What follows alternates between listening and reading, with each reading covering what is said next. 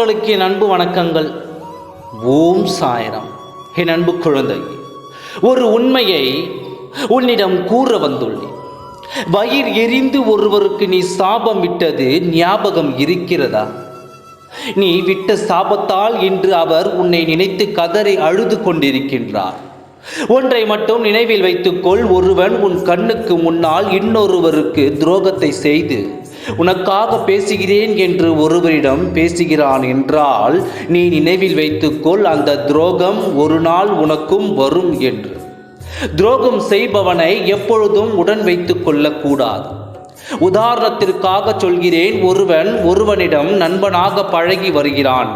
ஆனால் திடீரென்று உனக்காக உன் கண்முன்னே அந்த நண்பனை அவனை பேசி அவனுக்கு துரோகம் செய்து உனக்காகத்தான் பேசுகிறேன் என்று உன்னிடம் சொல்லி உனக்காக நல்ல பேர் வாங்க வேண்டும் என்று தான் உயிராக பழகி வந்த அந்த ஒருவனுக்கு துரோகம் செய்கிறான் அல்லவா? அதை பார்த்து நீ பெருமிதம் கொள்வாய். எனக்காக இவன் அவனிடம் பேசிவிட்டான் என்று. அதுதான் இல்லை.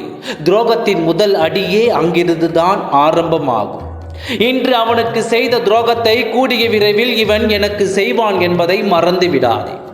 இப்பொழுது புரிகிறதா எங்கிருந்து உனக்கு துரோகம் ஆரம்பித்து இருக்கிறது என்று?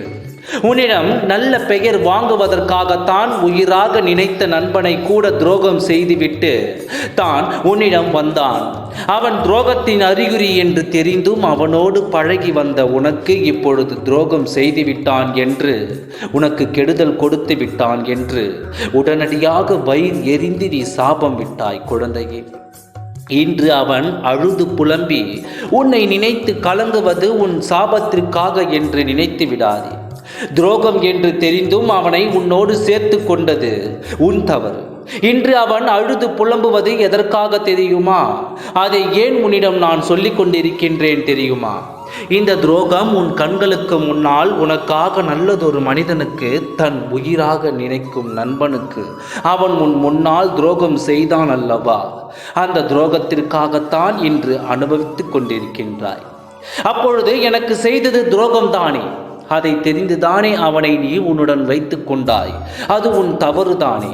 நீ விட்ட சாபத்தால் என் வாழ்க்கை அழிகிறது என்று உன்னை நினைத்து கதறிக்கொண்டிருக்கின்றான். இப்பொழுது ஏன் நான் உனக்கு சொல்கிறேன் தெரியுமா? உனக்கு இருக்கும் பழி பாவங்கள் தீராமல் இன்று வரை வேதனையோடு கவலையோடு வாழ்ந்து வருகிறார். அது மட்டும் இல்லாமல் இப்பொழுது இவன் உன்னை நினைத்து அழுதான் என்றால் இந்த சாபமும் பாவமும் உன்னை வந்து சேர்ந்துவிடும். இவனை பொறுத்தவரை நீ விட்ட சாபங்கள் பலிக்கவில்லை. அதனால் இந்த பாவம் உன்னை வந்து சேரக்கூடாது என்று தான் உன்னிடம் நான் சொல்லிக் கொண்டிருக்கிறேன். எனவே யாரிடமும் எல்லாவற்றையும் தெரிந்து கொண்டு பழகு. கெட்டவர்களை உன்னுடன் நீ சேர்த்து கொண்டால் நான் எதற்கும் பொறுப்பாக மாட்டேன். நம்பிக்கையோடு இரு, நான் இருக்கின்றேன். ஓம் சாய்ராம். நன்றி, வணக்கம்.